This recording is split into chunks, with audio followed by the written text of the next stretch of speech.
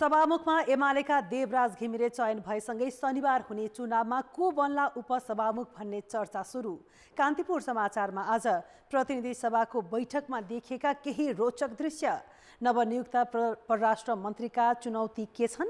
दैनिक जस्तो कोभिड संक्रमित पहिचान हुन थालेपछि सतर्कता अपनाउन स्वास्थ्य मन्त्रालयको आग्रह। सरकारले तोकेको उखुको मूल्य पर्याप्त नभएको किसानको गुनासो। अनि अन्तर्राष्ट्रियमा रुसले दियो आणविक युद्धको चेतावनी र खेलकुदमा को बन्ला नेपाली राष्ट्रिय क्रिकेट टिमको नयाँ प्रशिक्षक। नमस्कार, अब मुख्य समाचार। प्रतिनिधि सभाको सभामुखमा एमालेका देवराज घिमिरे निर्वाचित। संसदलाई सरकार र दलको छायाबाट जोगाउन चुनौती। निष्पक्ष भूमिका निभाउने नवनिर्वाचित सभामुखको प्रतिबद्धता। सत्ता गठबन्धनमा असन्तुष्टि बढ्दै। प्रधानमन्त्री दाहाल र एमाले अध्यक्ष ओली बीचमै मत बाजियो। राष्ट्रपति निर्वाचनलाई लिएर गठबन्धन टुट्ने सत्तारूढ दलकै शङ्का। 18 करोड ऋणले रोकियो गौतम बुद्ध अन्तर्राष्ट्रिय क्रिकेट रङ्गशालाको काम। बनेका संरचना पनि झाडीले पुरिए। सरकारले दिएको 22 करोड प्रयोगमै आएन। युक्रेनसँगको युद्धमा रुस पराजित भए आणविक युद्ध निम्तिने रुसका पूर्व राष्ट्रपति मेदभेदेवको चेतावनी। आणविक राष्ट्रले युद्ध नहारेको तथ्य मनन गर्न नेटोलाई सुझाव।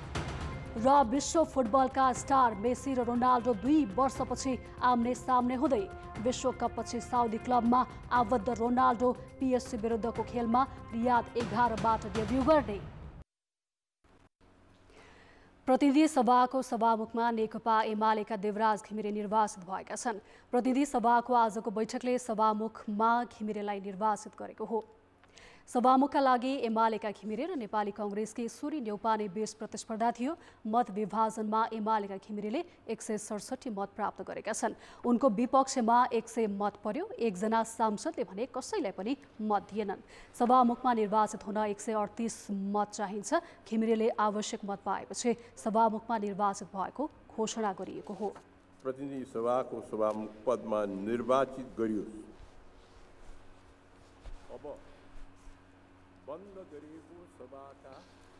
सभामुखमा निर्वाचित घिमिरेलाई नेकपा एमाले, नेकपा माओवादी केन्द्र, राष्ट्रिय स्वतन्त्र पार्टी, राष्ट्रिय प्रजातन्त्र पार्टी, जनता समाजवादी पार्टी, जनमत पार्टी र नागरिक उन्मुक्ति पार्टीका सांसदले मत दिए।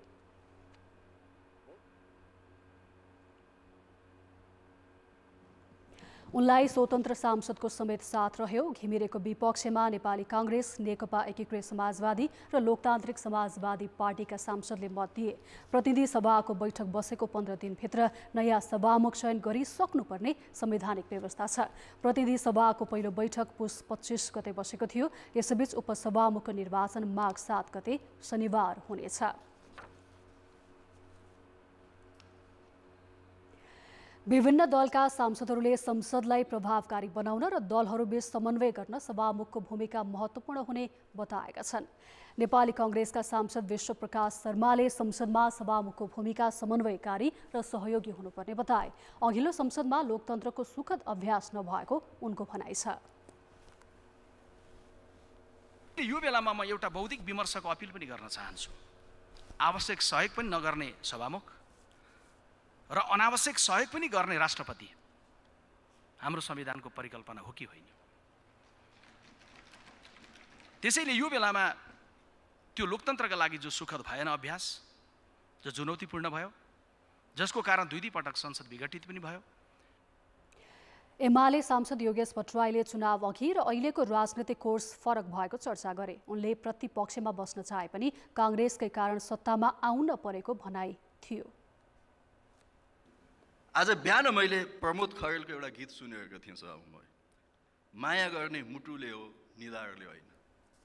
यदि प्रधानमन्त्रीज्यूलाई विश्वासको मत मुटुले दिएको हो भने देवराज घिमिरेले पनि त्यो मत प्राप्त गर्नुपर्छ। यदि त्यो निधारतिरबाट हो भने त्यसमा भन्नु केही पनि छैन। माओवादी केन्द्रका मुख्य सचेतक हिजराज पाण्डेले अब संसदले नागरिकका मुद्दाको सम्बोधन गर्नुपर्ने बताए। राष्ट्रिय स्वाधीनताको रक्षाका साथ अगाडि बढ्नुपर्ने जो दायित्व छ, त्यसका लागि मान्य देवराज घिमिरे योग्य हुनुहुन्छ, सक्षम हुनुहुन्छ। यस्तै राष्ट्रिय स्वतन्त्र पार्टीका सांसद एवं उपप्रधान तथा गृहमन्त्री रवि लामिछानेले गृह मन्त्रालयले विधि र पद्धतिभन्दा बाहिर गएर काम नगर्ने बताए। कांग्रेस सांसद रामहरि खतिवड़ाले हत्या अभियोग लागेका एमाले सांसद लक्ष्मी महतो कोइरी बैठकमा उपस्थित भएकोमा प्रश्न गरेपछि गृहमन्त्री लामिछानेले विधि र पद्धतिमा चल्ने बताएका हुन्। विधि र पद्धति स्थापित गर्छौं, विधि र पद्धतिभन्दा बाहिर जाँदैनौं, विधिको शासन कायम गर्छौं, ऐन नियम कानुनलाई पालना गर्छौं भनेर प्रतिबद्धता देखाइरहनु पर्ने कुरा होइन। यो स्वतः सिद्ध सिद्धान्त हो। त्यसभित्र अडिग रहने प्रतिबद्धता मात्र मैले यहाँ प्रस्तुत गर्न चाहेको छु। नेपाल मजदुर किसान पार्टीका सांसद प्रेम सुवालले कांग्रेसलाई प्रमुख प्रतिपक्षी दल मान्ने आधार नभएको बताए। आजकै बैठकमा राष्ट्रिय जनमोर्चाका अध्यक्ष एवं सांसद चित्रबहादुर केसीले स्वार्थ बाझिने व्यक्तिलाई मन्त्री बनाइएकोमा आपत्ति जनाए। नेपालको लोकतन्त्र छ, गणतन्त्र छ, यो अत्यन्त धरापमा परेको देखिएको छ। यसलाई तपाईँ चाहिँ बचाउन अत्यन्तै गाह्रो छ। यो मौका छोपेर शक्ति केन्द्रहरूले आफूले चाहेको खेल चाहिँ नेपालमा खेल्ने छन् भोलि। बैठकमा सांसदहरूले जनताको मुद्दा सम्बोधन र विधिको पालनामा जिम्मेवार बन्न सरकारलाई आग्रह गरेका थिए। प्रतिनिधि सभाले नयाँ सभामुख पाएको छ। नेकपा एमालेका अध्यक्ष केपी शर्मा ओली निकट मानिने देवराज घिमिरे सभामुख बनेका छन्। अब घिमिरे दलको प्रतिनिधि हुने छैनन्, तर प्रतिनिधि सभामा यस अगाडिका सभामुखहरूको भूमिकामाथि सधैँ प्रश्न उठ्ने गरेका छन्। प्रतिपक्षी सांसदका आवाजको सुनवाई गर्न नखोज्ने, आफ्नो दलको निर्देशन अनुसार मात्रै चल्ने गरेको आरोप लाग्ने गरेको छ। यी सबै विषयभन्दा माथि उठेर संसदलाई प्रभावकारी बनाउनु नै नवनिर्वाचित सभामुखको चुनौती देखिन्छ। सभामुख निर्वाचित भए लगत्तै देवराज घिमिरेले प्रतिनिधि सभाको नेतृत्वकर्ताका रूपमा आफ्नो भूमिकालाई निष्पक्ष बनाउने प्रतिक्रिया दिए। निष्पक्ष र तटस्थ भूमिकामा मेरो व्यवहारबाट भोलिबाट तपाईँहरूले देखेर जानुहुन्छ। सभामुखमा निर्वाचित हुनु अघिसम्म भने विपक्षी मात्र होइन, उनलाई समर्थन गर्नेहरू नै निष्पक्षताका विषयमा प्रश्न उठाइरहेका थिए। सरकारको लाचार छायाको रूपमा सदन भयो भने त्यसले सम्पूर्ण मुलुकमा निराशा लिएर आउँछ। मन्त्रीलाई भेटेर योजना माग्ने होइन, तर विगतमा यस्ता आचार संहिता पालना भएन, अब उपरान्त पालना हुनु जरुरी छ। सांसदहरूले सभामुखको भूमिकालाई लिएर पटक पटक प्रश्न उठाउनु नौलो भने होइन। संविधान सभाको अध्यक्षदेखि प्रतिनिधि सभाको सभामुखसम्मको जिम्मेवारी सम्हालेका सुभाष नेमाङदेखि पछिल्ला सभामुख अग्नि सापकोटासम्मले प्रतिनिधि सभामा निष्पक्ष भूमिका निर्वाह नगरेको आरोप लाग्ने गरेको छ। अहिलेको सदनमा गणतन्त्र ल्याउन प्रमुख भूमिका निर्वाह गर्नेदेखि हिन्दू राज्य र राजतन्त्रसम्मका एजेन्डा बोकेका दल छन्। यी सबैलाई सहजीकरण गर्नुपर्ने चुनौती सभामुख समक्ष छ। दलहरू मिलेर अगाडि बढ्दा जुन चाहिँ जनताको म्यान्डेट पनि हो, हामी यो चुनौतीहरूलाई पार लगाउन सक्छौँ भन्ने मलाई लाग्छ। उहाँको आफ्नो कर्तव्य सीमा के हो त्यो कुरामा ध्यान दिएर उहाँले काम गर्नुपर्छ जस्तो लाग्छ। उहाँ सभामुख भइसके पछाडि उहाँ दलबाट बाहिर हो। उहाँमा लाग्छ कि तटस्थता, निष्पक्षता र यो संसदको गरिमालाई उहाँले पालन गर्नुहुन्छ भने हामीले विश्वास गरेर उहाँलाई मत दिएको हो। सभामुखमा निर्वाचित घिमिरे लामो समयदेखि एमाले अध्यक्ष ओली निकट भएर काम गरेका व्यक्ति हुन्। सभामुख भएपछि पनि उनी निष्पक्ष बन्छन् भन्नेमा विपक्षीहरू शङ्काको दृष्टिले हेरिरहेका छन्। सरकारको छायाको रूपमा, प्रतिछायाको रूपमा चाहिँ नि सदन रहन हुँदैन। उहाँले वास्तवमा निष्पक्ष रूपले यो पार्लियामेन्ट चाहिँ नि प्रतिपक्षको राइट छ यसमा भन्ने ढङ्गले यसलाई मतलब प्रभावकारी ढङ्गले कार्यान्वयन नै उहाँको चुनौतीपूर्ण हो। त्यसैले उहाँबाट निष्पक्षता, स्वतन्त्रता अनि संवैधानिक जुन व्यवस्था अनुसारको काम हो त्यो असम्भव छ, सम्भवै छैन। किनकि ओलीले जे निर्देशन गर्छन् त्यो निर्देशन पालना गर्ने बाहेक उहाँले केही गर्न सक्नुहुन्न।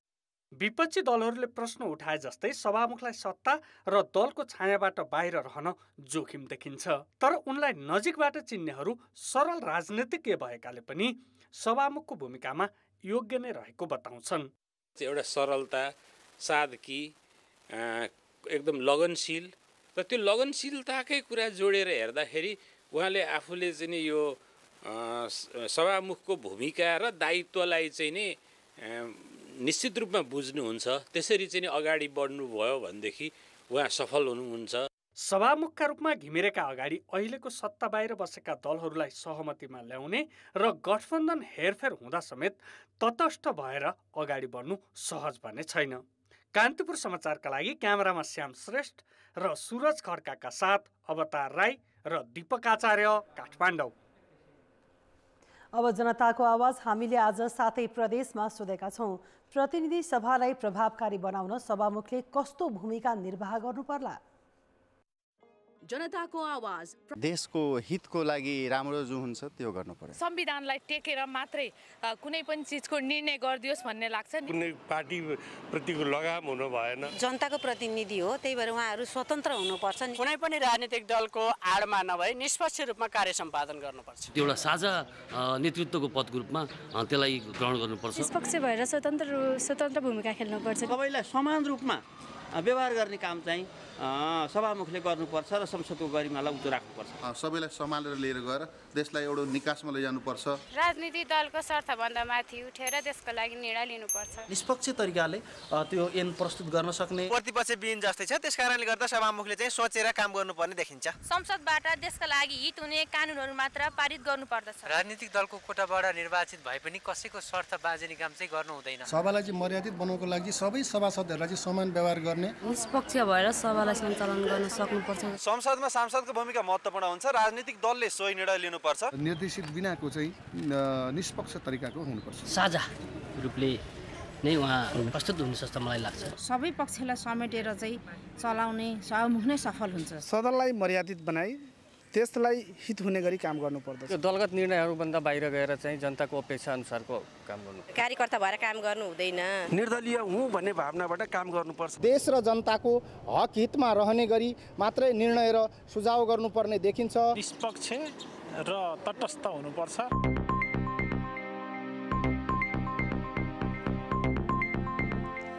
प्रतिनिधि सभाको सभामुख चयनका विषयमा दलहरूबीच निकै लामो घोचपेच र दाउपेच चल्यो।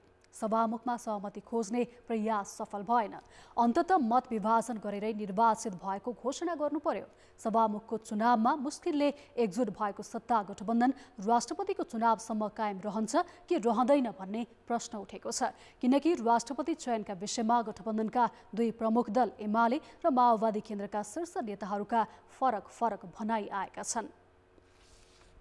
सभामुख चयन प्रक्रिया सकेर संसद भवनबाट बाहिरिँदै गर्दा नेकपा माओवादी केन्द्रका अध्यक्ष समेत रहेका प्रधानमन्त्री पुष्पकमल दाहालले राष्ट्रपतिका विषयमा दलहरूबीच अधिकतम सहमति गरिने प्रतिक्रिया दिए। उनले सभामुखमा सर्वसहमति कायम हुन नसकेको र उपसभामुखको चुनावसम्म यही अवस्था रहे पनि राष्ट्रपतिको चुनावमा भने अधिकतम समझदारी गरिने बताएका हुन्। राष्ट्रपति उपराष्ट्रपतिको कुरो चाहिँ अझै समय बाँकी छ।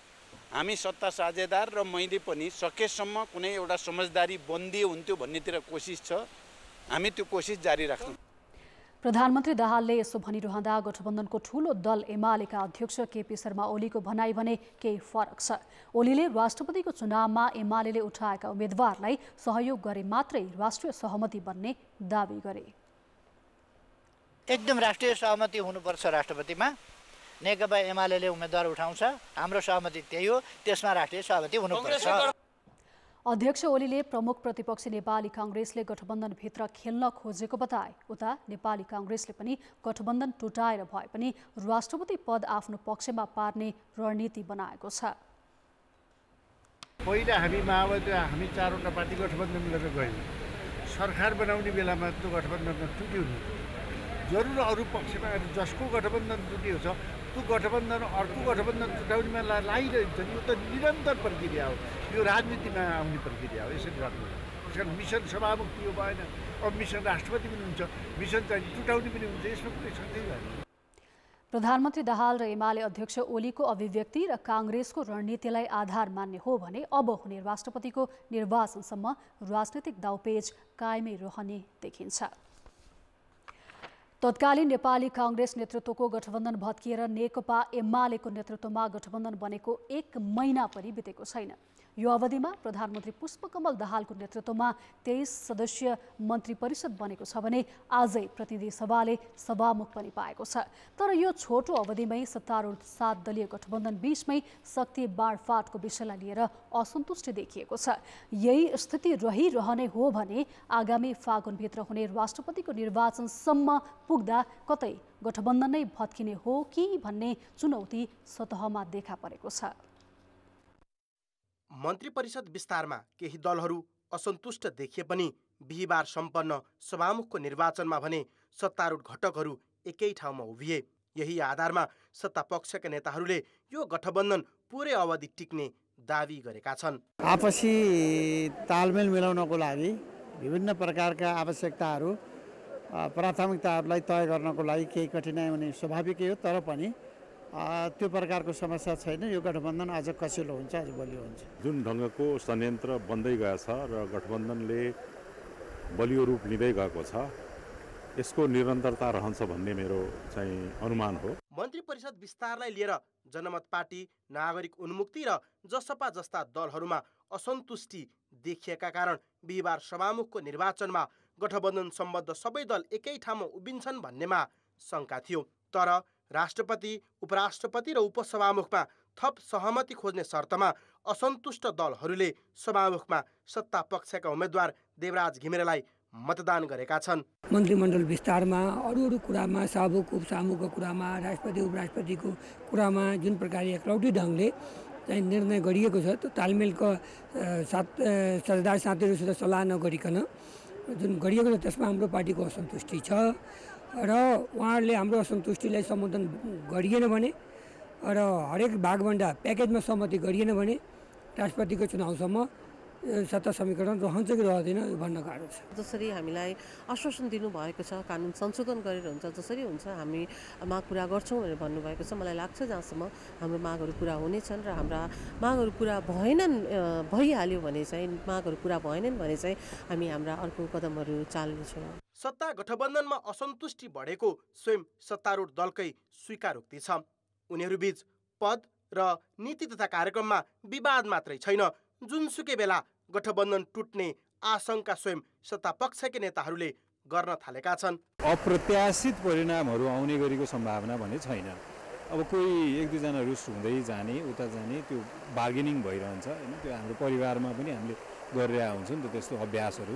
कोही रुष्ट भएर मेरो कुरा मैले चाहेको जस्तो आएन भने त्यो देखिन्छ। मन्त्री पदमा नसमेटिएका साना दलको चासो अब राष्ट्रपतिमा भन्दा पनि उपराष्ट्रपति र उपसभामुखमा देखिन्छ। सरकारलाई विश्वासको मत दिएको नेपाली कांग्रेस राष्ट्रपतिमाथि नजर लगाइरहेको छ।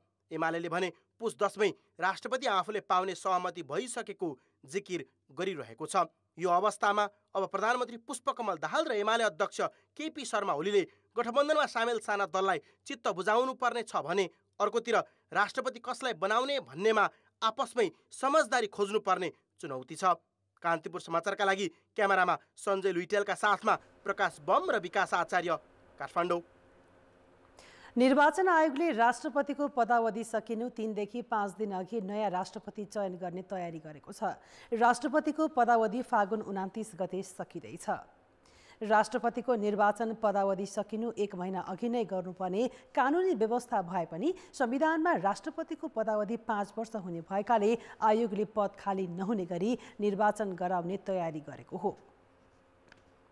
अब 1 महिना अगाडि गर्नुपर्ने कानुनी व्यवस्था, तर संविधानमा 5 वर्ष पदावधि हुनेछ भन्ने यो दुईटा कुरालाई कसरी चाहिँ निकास दिने भन्ने कुराहरूमा आयोगमा छलफलमा छ। आयोगले कानुनविदहरूसँग पनि छलफल गरिरहेछ।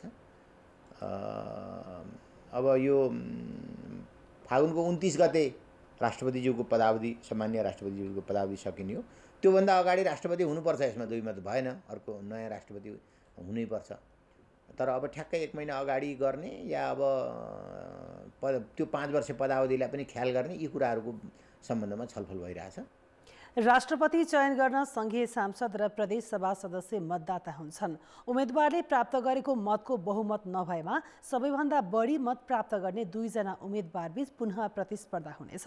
2 जना बीच निर्वाचन हुँदा पनि कसैले 50% नकटाए फेरि मतदान हुनेछ। त्यसबेला भने बढी मत ल्याउने उम्मेदवार नै विजयी हुनेछन्। निर्वाचन आयोगले 3 चरणमा निर्वाचन गराउनुपर्ने अवस्था पनि आउन सक्ने भन्दै 3 देखि 5 दिनको समय बाँकी राखेर निर्वाचन गर्ने तयारी गरेको हो। समाचार अझै बाँकी छन्। सभामुख चयनका लागि आज बसेको प्रतिनिधि सभाको बैठकमा के रोचक सवाल जवाफ भयो। हत्याको अभियोग लागेका सांसद सदनमा उपस्थित रहेको आवाज उठेपछि गृहमन्त्री रवि लामिछाने जसो तसो जवाफ दिन बाध्य भए। त्यस्तै कांग्रेसले ढोक्सा थापेको केपी शर्मा ओलीको पुरानै आरोपको खण्डन गर्दै विश्वप्रकाश शर्माले उच्चस्तरीय राजनीतिक संयन्त्र बनाएर प्रधानमन्त्रीलाई पिञ्जडामा राखिएको बताउँदा प्रधानमन्त्री पुष्पकमल दाहाल मुस्कुराएको दृश्य रोचक थियो। पछिल्लो समय दैनिक रूपमा कोभिड संक्रमित देखा पर्न थालेको भन्दै स्वास्थ्य मन्त्रालयले सतर्कता अपनाउन आग्रह गरेको छ। केही समय अगाडिसम्म 2-3 दिन बिराएर संक्रमित पहिचान हुने गरेकोमा अहिले दैनिक 5 जनाको हाराहारीमा संक्रमित देखिने गरेको स्वास्थ्य तथा जनसङ्ख्या मन्त्रालयले जनाएको छ। तर निकै संक्रामक मानिएको ओमिक्रोनको सब भेरिएन्ट BF7 भने नेपालमा पुष्टि भएको छैन। पुष्टि नभएर 1-2 दिन बिराएर त्यसरी खालको आइरहेको अवस्थामा अहिले चाहिँ दैनिक जस्तै देखिन थालेको अवस्थाले चाहिँ एक ठाउँमा जोडेर आउने जुन सक्रिय संक्रमित हुन्छ, जुन 7 दिनपछि डिस्चार्ज हुने खालको अथवा अस्पताल भर्ना भएपछि निको भएर डिस्चार्ज हुने खालको जुन सङ्ख्या हुन्छ, त्यो सङ्ख्या सबैले जोड्दाखेरि चाहिँ सक्रिय संक्रमितको सङ्ख्या तुलनात्मक रूपमा अलिकति बढी भएको हो। यता चिकित्सकहरू भने विगतमा कोभिड संक्रमण भएकाहरूमा अहिले पोस्ट कोभिड अर्थात् सास फेर्न गाह्रो हुने, खोकी लाग्ने लगायतका समस्या देखा परिरहेको बताउँछन्। अझ पहिले कोभिड भएर जटिलता देखिएका बिरामीमा यस्तो समस्या बढी छ। जो चाहिँ आइसियुमै उपचार गराउनु भयो नि, वार्डमै अक्सिजनको सहायतामा उहाँहरूको पक्षमा अझै पनि दाग देखिन्छ। पोस्ट कोभिड सिन्ड्रोमहरू भनौँ न, post covid long covid syndrome भन्छौँ हामी, पछि कोभिड पछि पनि लक्षणहरू देखिनेमा। र उहाँहरू चाहिँ केही घरमै अक्सिजन लगाएर बसिराख्नु भएको छ र उहाँहरूलाई साधारण रुगा लाग्ने बित्तिकै ठुलो समस्या देखिएका छन्। जस्तो अब छाती घ्यार हुने, सास नपुग्ने, अक्सिजन कमी भएर जाने, हैन, यस्ता समस्याहरू चाहिँ देखिराखेका छन् र केही मात्रामा भर्ना पनि हुनुभएको छ र पोस्ट कोभिडका बिरामीहरू अझै पनि फलोअपमा आइराख्नु भएको छ। अहिले नेपालमा कोभिडका 36 जना सक्रिय संक्रमित छन्। सरकारले कोभ्याक्स मार्फत बुस्टर डोजका लागि फाइजरको बाइभ्यालेन्ट खोप माघको दोस्रो सातासम्म ल्याइसक्ने बताएको छ। तर अहिलेसम्म खोप ल्याउनका लागि विमान बुकिङ भने भएको छैन। महत्त्वकांक्षी परियोजनाका रूपमा 3 वर्षअघि चितवनको भरतपुरमा निर्माण सुरु गरिएको गौतम बुद्ध अन्तर्राष्ट्रिय क्रिकेट रङ्गशाला अहिले अलपत्र छ। आर्थिक सङ्कटले काम रोकिएपछि रङ्गशाला निर्माणको काम रोकिएको हो। बनिसकेको केही संरचना पनि अहिले झाडीमा परिणत भएको छ। रङ्गशाला बनाउन लागेको 18 करोड ऋण कसरी चुक्ता गर्ने भन्ने विषय टुङ्गोमा नपुग्दा काम अघि बढ्न नसकेको हो। धुर्मु सुन्तली फाउन्डेसन र भरतपुर महानगरपालिका बीच 2075 माघ 16 गते भरतपुर 15 मा अन्तर्राष्ट्रिय मापदण्डको गौतम बुद्ध क्रिकेट रङ्गशाला निर्माण गर्ने सम्झौता भएको थियो। सम्झौता अनुसार फाउन्डेसनले जनसहयोगबाटै रकम जुटाउने भन्दै चन्दा समेत उठाएको थियो। रङ्गशाला निर्माणको काम थाल्दा अलग्गै उत्साह देखिएको थियो र काम पनि धमाधम अघि बढ्यो। सुरुमा सहयोगी दाताहरूको चहल पहल बाक्लै देखियो। तर हरेक दिन कामदारले भरिने रङ्गशाला निर्माण स्थल अहिले भने सुनसान छ। आर्थिक सङ्कट चुलिएपछि निर्माणको काम रोकिएको 2 वर्ष पुग्न लागिसक्यो। 18 करोड ऋण लागेको भन्दै फाउन्डेसनले काम अघि बढाउन सकेन।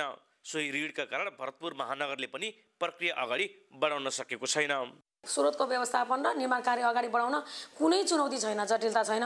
मात्र हाम्रो लागि सबभन्दा ठुलो चुनौती र जटिलता भनेको चाहिँ यो ऋण तिर्ने व्यवस्था कसरी गर्ने भन्ने कुराको पारै लागेको छैन के। अनि अहिले पनि त्यसैको खोजीमा छौँ। रङ्गशाला निर्माण र कार्य रोकिनु अघि करिब 3000 क्षमताको प्याराफिट समेत निर्माण भइसकेको छ। अन्य प्याराफिट निर्माणका लागि बनाएका ठुला पिल्लरहरू अहिले अल्पत्र छन्। फलाममा खिया लागेर कामै नलाग्ने अवस्था पुग्न लागेका छन्। घाँस रोपेको खेल मैदान अहिले झाडीले भरिएको छ। निर्माण सामग्रीहरू अल्पत्र छन्। यस्तै अवस्था रहे आगामी दिनमा निर्माण प्रक्रियालाई अगाडि बढाउन समेत चुनौती देखिन्छ। मैले फाउन्डेसनको अध्यक्षलाई के भने ऋण तिर्ने कुरालाई पनि हामी यसलाई सँगसँगै अगाडि बढाउँ, निर्माण कार्यलाई पनि सँगसँगै अगाडि बढाउँ, किनकि बजेटको अभाव छैन।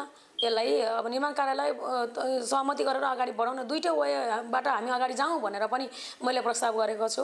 रङशाला निर्माणको क्रममा स्थानीय स्तरमा निकै चहल पहल बढेको थियो। खेलप्रेमीहरू मात्र होइन, समग्र चितवन र देशवासीमा नै उत्साहको सञ्चार थियो। अहिले रङशाला यो अवस्थामा पुग्दा स्थानीयहरू दुखी छन्।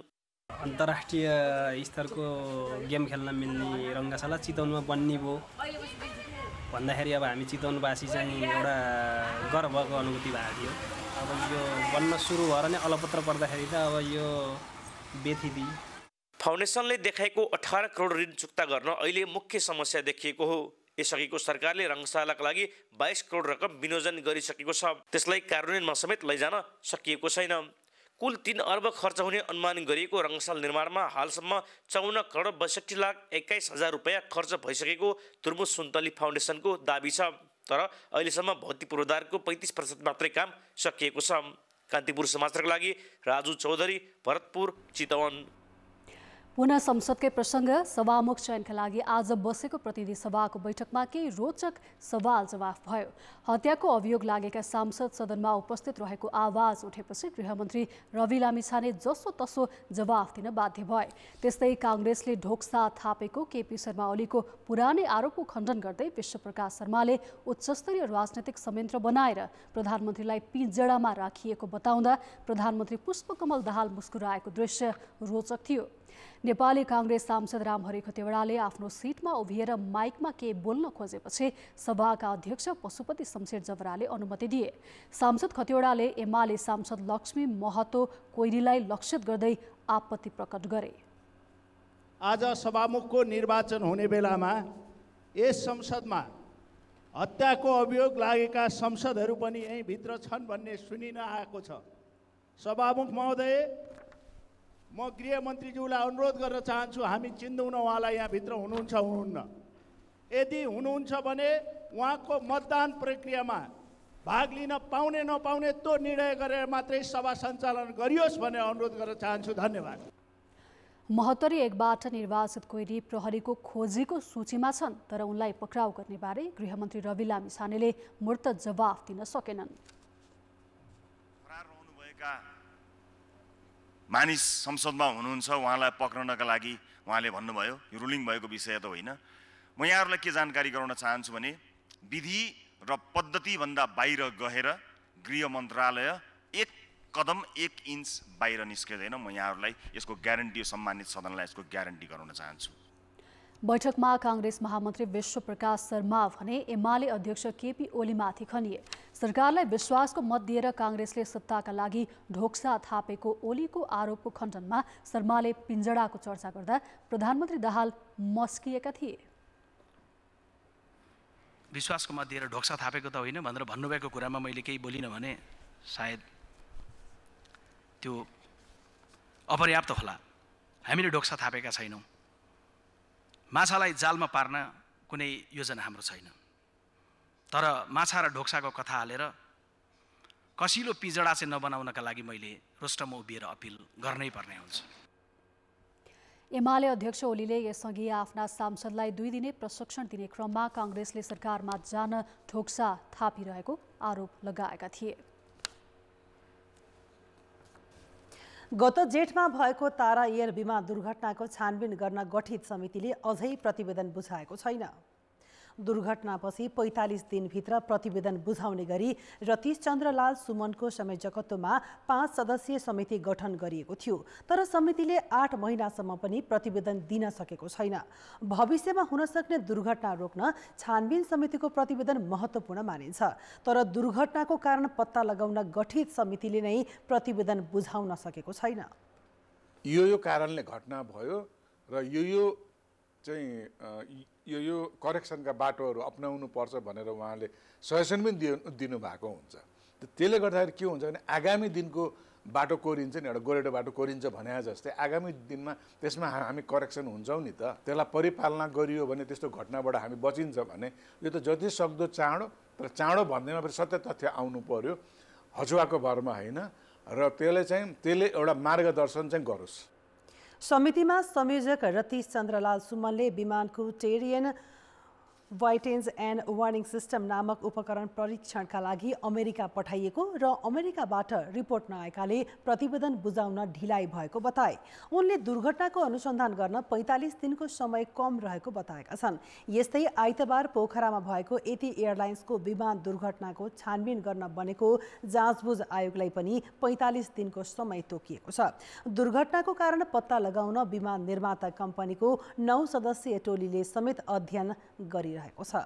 अब जनमतको अन्तिम परिणाम। जनमतमा हिजो हाम्रो प्रश्न थियो, जलवायु परिवर्तनले पार्ने असर न्यूनीकरण गर्न के गर्नु पर्ला? ए प्राकृतिक स्रोतको संरक्षण, बी जनचेतना अभिवृद्धि र सी कार्बन उत्सर्जनमा कमी। जनमतको अन्तिम परिणाम यस्तो छ, ए प्राकृतिक स्रोतको संरक्षणमा 61%, बी जनचेतना अभिवृद्धिमा 18% र सी कार्बन उत्सर्जनमा 21% मत प्राप्त भएको छ। अब आजको प्रश्न। हाम्रो प्रश्न छ, विमान दुर्घटनापछि छानबिन समिति बन्ने तर प्रतिवेदन सार्वजनिक नगर्ने प्रवृत्तिलाई के भन्ने? ए सरकारको लापरवाही, बी वायु सेवा प्रदायकको दबाव र सी छानबिन समितिको अक्षमता। जनमतको अन्तिम परिणाम भोलि साँझ 8 बजेको कान्तिपुर समाचारमा प्रसारण गर्नेछौँ। कृपया न्युज स्पेस ए बी वा सी टाइप गरी 34001 मा SMS गरी आफ्नो मत व्यक्त गर्नुहोला। आर्थिक र अन्तर्राष्ट्रिय समाचार अझै बाँकी छन्। अर्थ र विकास। नेपाल राष्ट्र ब्याङ्कले आयातका लागि प्रतीत पत्र एलसी खोल्दा नै नगद मार्जिन ब्याङ्कमा जम्मा गर्नुपर्ने व्यवस्था हटाएको छ। यो व्यवस्थाले व्यवसायीलाई सहयोग पुग्नेछ। एकीकृत परिपत्र 2078 संशोधन गर्दै राष्ट्र ब्याङ्कले नगद मार्जिनको व्यवस्था हटाएको छ। केन्द्रीय ब्याङ्कको पछिल्लो निर्णयले अब कुनै पनि वस्तु आयात गर्नका लागि नगद मार्जिन राख्नु पर्दैन। एलसी खोल्दा नगद मार्जिन राख्नुपर्ने व्यवस्थाको व्यवसायीले विरोध गर्दै आएका थिए। आयात बढेको भन्दै राष्ट्र ब्याङ्कले गत वर्षको मङ्सिरदेखि नै करिब 1600 वस्तुको आयात गर्दा 50%देखि 100%सम्म नगद मार्जिन राख्नुपर्ने व्यवस्था गरेको थियो। आयात घटेको र विदेशी मुद्रा संस्कृतिमा सुधार भएको भन्दै उक्त व्यवस्था हटाइएको हो। चिनिया ठेकेदार संलग्न आयोजनाको बिजुली खरिद नगर्ने भारतको सङ्केत र बर्सातमा उत्पादित बिजुली खेर जाने अवस्थामा राजेन्द्र लिङदेनले ऊर्जा, जलस्रोत तथा सिँचाइ मन्त्रालयको जिम्मेवारी सम्हालेका छन्। अन्तर मन्त्रालय समन्वय अभाव, स्थानीयको विरोधका कारण जलविद्युत र प्रसारण लाइनको लागत बढेका बेला ठुला जलाशययुक्त आयोजना तत्काल अघि बढाई हिउँदमा पनि मुलुक बिजुलीमा आत्मनिर्भर बनाउन मन्त्री लिङदेनका सामु चुनौती देखिन्छ। वर्षातका समयमा भारतलाई बिजुली बेचेको विद्युत प्राधिकरणले हिउँदमा भने भारतबाटै 400 मेगावाटसम्म आयात गर्नुपर्ने स्थिति छ। अधिकांश आयोजना नदी प्रवाहमा आधारित भएकोले यस्तो स्थिति आएको हो। प्रसारण लाइन र वितरण प्रणाली गुणस्तरीय बनाउन नसक्दा बेला बेलामा बिजुली झ्याप्प जाने मात्र होइन, वर्षातमा आयोजनाले उत्पादन गर्ने पुरै बिजुली राष्ट्रिय प्रसारण प्रणालीमा ल्याउन सकेको छैन। स्थानीयवासी र वन मन्त्रालयकै उल्झनले प्रसारण लाइन आयोजना अघि बढ्न नसक्दा लागत पनि बढ्दै गएको छ। प्रसारण लाइनको चाहिँ सरकारी लेभलबाट र स्थानीय लेभलबाट, स्थानीय जनप्रतिनिधिबाट र पब्लिकबाट सबैतिरबाट व्यवधानहरू छन्। हाइड्रो पावर पनि कस्टली, ट्रान्समिसन लाइन पनि कस्टली भनेपछि त्यो एकदम कस्ट हाई पर्न साथ पब्लिकलाई जाने प्राइस पनि हाई हुने भयो। हामीले राष्ट्रिय इस्यु हो, यो राष्ट्रिय इस्युलाई चाहिँ सबै मिलेर अब नयाँ किसिमको एक्ट ल्याएर नयाँ किसिमको चाहिँ यो कसरी चाहिँ सहजीकरण गर्ने भनेर अगाडि बढ्नुपर्छ। भारतले चिनिया ठेकेदार संलग्न माथिल्लो तामाकोसी, चमेलिया र भोटेकोसीको बिजुली खरिद नगर्ने प्रष्ट सङ्केत गरेको छ। आगामी वर्ष 900 मेगावाटको हाराहारी बिजुली बेच्न नसके प्राधिकरणलाई आर्थिक बोझ बन्नेछ। 4 वर्षदेखि विद्युत खरिद सम्झौता अर्थात् PPA हुन सकेको छैन। निजी क्षेत्रका 11,716 मेगावाटका 240 आयोजना PPA को पर्खाइमा छन्। विद्युत ऐन बनाउन नसकेकाले आयोजनाहरूमा कसको नियमन अधिकार भनेर अन्योलता छाएको छ। PPA अघि बन्न नसक्नु र निर्माणकै क्रममा आउने उल्झनले निजी क्षेत्र निराश देखिन्छ। नेपालमा मन्त्रालय समातेर बसिरहेका मन्त्रीहरू अथवा सचिवहरू चाहिँ आफ्नो मन्त्रालयको मात्रै कुरा गर्ने साना साना भुरे टाकुरे राज जस्तो भएको कारणले गर्दाखेरि अन्तर मन्त्रालय समन्वय पनि अर्को चुनौती छ। लाइसेन्सको म्याद सकिने बेलामा पुगेका छन्, कतिको लाइसेन्सको म्याद सिद्धिसक्यो, विद्युत प्राधिकरणले PPA गरेका छैन। अब मान्छेको चाहिँ विचल्ली हुने अवस्था पुगेको हुनाले गर्दा विद्युतको जुन अहिलेको मुख्य चुनौती यी क्षेत्रको भनेको चाहिँ पिपिए नखोल्नु नै चुनौती भएको छ। सरकारले गत वर्ष मात्रै 3 खर्बको ग्यास, पेट्रोल तथा डिजल आयात गरेको छ। यही समयमा स्वदेशमा खपत गर्न नसकेर 11 अर्ब 16 करोडको बिजुली भारतलाई बिक्री गरेको छ। स्वदेशमा बिजुली खपत गर्दा भन्दा त्यसलाई बेचेर प्राप्त हुने आम्दानी अत्यन्त न्यून हुन्छ। भारतमा प्रति व्यक्ति बिजुली खपत 1200 युनिट रहेकोमा नेपालमा 300 मात्रै छ। आन्तरिक रूपमा बिजुली खपत बढाउँदै रोजगारी सिर्जनासँगै अर्थतन्त्र विस्तार गर्ने चुनौती मन्त्री सामु देखिन्छ। 1 युनिट बिजुली नेपालमा खपत भयो भने 86 अमेरिकी सेन्ट नेपालको अर्थतन्त्र मूल्यवृद्धि हुन्छ। औद्योगिकरण भएर, रोजगारी सिर्जना भएर, व्यापक उत्पादन बढेर व्यापार घाटा घटे इत्यादि कारणबाट हुन्छ भने निकासी गर्दा 10 सेन्ट पनि आउँदैन। युवा निकासी गरेर, ऊर्जा निकासी गरेर देश समृद्ध हुँदैन। त्यो 33 केबी क्षमताको पुर्याउनु हो भने उद्योग स्थापना गर्ने वातावरण हुन्छ। अब ती स्थानीय मान्छेहरू जो भनौँ न खाडीबाट फर्केका, जापान कोरियाबाट फर्केकाहरू, उनीहरूसँग आइडिया छ, पैसो पनि छ, उनी आफ्नै घर गाउँमा लगानी गरेर उद्योग हुन सक्छन्। पदभार ग्रहण गरे लगत्तै कर्मचारीलाई दिएको निर्देशनमा भ्रष्टाचार शून्य बनाउने बताएका मन्त्री लिङ्गदेनलाई मन्त्रालयमा घुमिरहने ठेकदार र तिनका एजेन्टको स्वार्थभन्दा माथि उठेर नीति नियम बनाउने पनि चुनौती छ। बढ्दै गएको युवा पलायन र आयातलाई कम गर्दै मुलुकमै औद्योगिक वातावरण तयार गरी उपभोक्तालाई गुणस्तरीय बिजुली दिन सके मात्रै लिङ्गदेन सफल हुनेछन्। कान्तिपुर समाचारका लागि क्यामेरामा राजेन्द्र महर्जनका साथ सुधिल पोखरेल, काठमाडौँ। खेलकुद समाचार। कान्तिपुर खेलकुद समाचारमा स्वागत छ। नेपालका सुषमा तामाङ र Hema Rai Asian under 22 boxing च्याम्पियनसिपको सेमिफाइनल प्रवेश गरेका छन्। दुवै खेलाडीले अन्तिम 4मा स्थान बनाएसँगै नेपालले कम्तीमा कांस्य पक्का गरेको छ।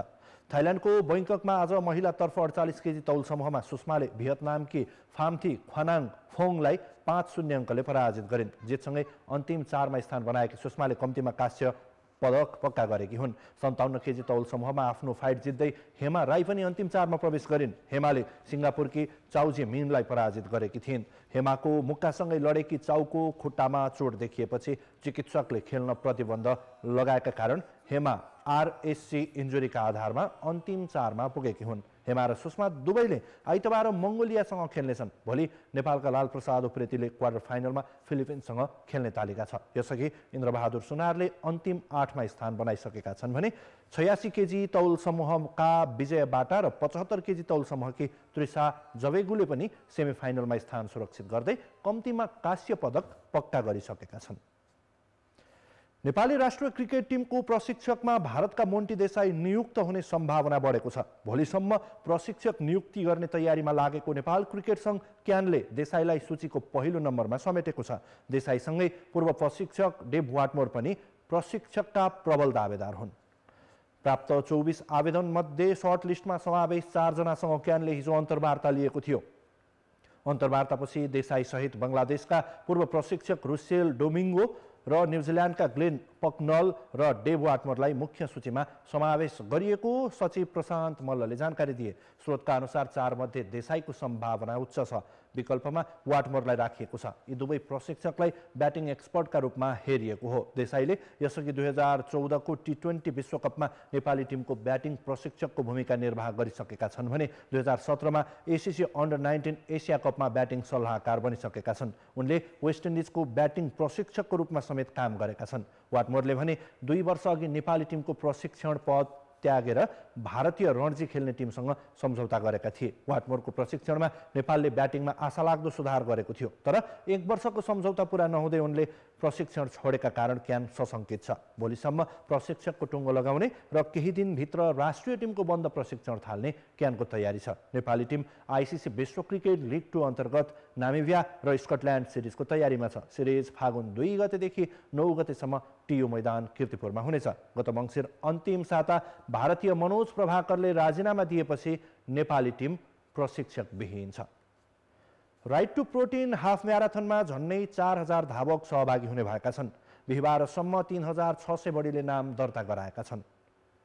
आज काठमाडौँमा आयोजकले पत्रकार सम्मेलन गर्दै शनिबार हुने प्रतियोगिताको सबै तयारी पूरा भएको जानकारी दियो। राइट टु प्रोटिन रनमा 8 विधा समावेश गरिएको छ। पुरुष र महिलातर्फ हाफ म्याराथन, 10 किलोमिटर पुरुष, 5 किलोमिटर महिला, विद्यार्थीका लागि 5 किलोमिटर छात्र तथा 3 किलोमिटर छात्रा, व्हीलचेयर महिला र पुरुष विधामा दौड हुनेछन्। अहिलेसम्म 10 किलोमिटर पुरुषतर्फ सर्वाधिक 1675ले नाम दर्ता गराएका छन्। सबै विधामा कम्तीमा 5000ले सहभागिता जनाउने आयोजकको अनुमान छ। 300 दर्ता शुल्क रहेको प्रतियोगिता 6 वर्षका बालकदेखि 72 वर्षीय वृद्धसम्मले नाम दर्ता गराएको आयोजकले जानकारी दियो। शनिबार बिहान 7 बजे दशरथ रङ्गशालाबाट सुरु हुने हाफ म्याराथन थापाथली, माइतीघर, नयाँ बानेश्वर, कोटेश्वर हुँदै राधे राधेसम्म पुगेर पुनः त्यही रुट हुँदै रङ्गशाला नै फर्कनेछ। म्याराथनको प्रथम पुरस्कार 1,33,000 रहेको छ। सबै विधामा 14,83,000 पुरस्कार बापत खर्च हुने आयोजकले जनाएको छ। गत वर्ष हाफ म्याराथनमा पुरुषतर्फ तीर्थपुन तथा महिलातर्फ सन्तोषी श्रेष्ठले उपाधि जितेका थिए। प्रधान सेनापति खुल्ला म्याराथनको 8औं संस्करण माघ 28 गते हुने भएको छ। म्याराथनमा 2600 बढी धावक सहभागी हुनेछन्। सेना दिवस तथा शिवरात्रिको अवसरमा आयोजना हुने प्रतियोगितामा म्याराथन, हाफ म्याराथन समावेश हुनेछ। यस्तै नेपाली सेनामा कार्यरत कर्मचारीका लागि 10 किलोमिटर दौड र उपस्थित अतिथिहरूलाई लक्षित गर्दै 5 किलोमिटर दौड पनि समावेश गरिने नेपाली सेनाले जनाएको छ। म्याराथन विजेताले 3 लाख, उपविजेताले 2 लाख र तेस्रो हुनेले 1 लाख पुरस्कार पाउनेछन्। हाफ म्याराथनमा पहिलो, दोस्रो र तेस्रोले क्रमशः 75, 50 र 35,000 पुरस्कार जित्नेछन्। प्रतियोगितामा सहभागी हुन इच्छुकले माघ 9 देखि 18 गतेसम्ममा नाम दर्ता गराउन सक्नेछन्। यस्तै त्रिभुवन आर्मीको महिला र पुरुष भलिबल टिमले एभरेस्ट बैङ्कबाट 10 लाख बराबरको प्रायोजन पाएको छ। सेना र बैङ्कबीच आज प्रायोजन सम्झौता पत्रमा हस्ताक्षर भएको हो। खेलकुद समाचार अहिलेलाई यति नै। अब मौसम सम्बन्धी जानकारी।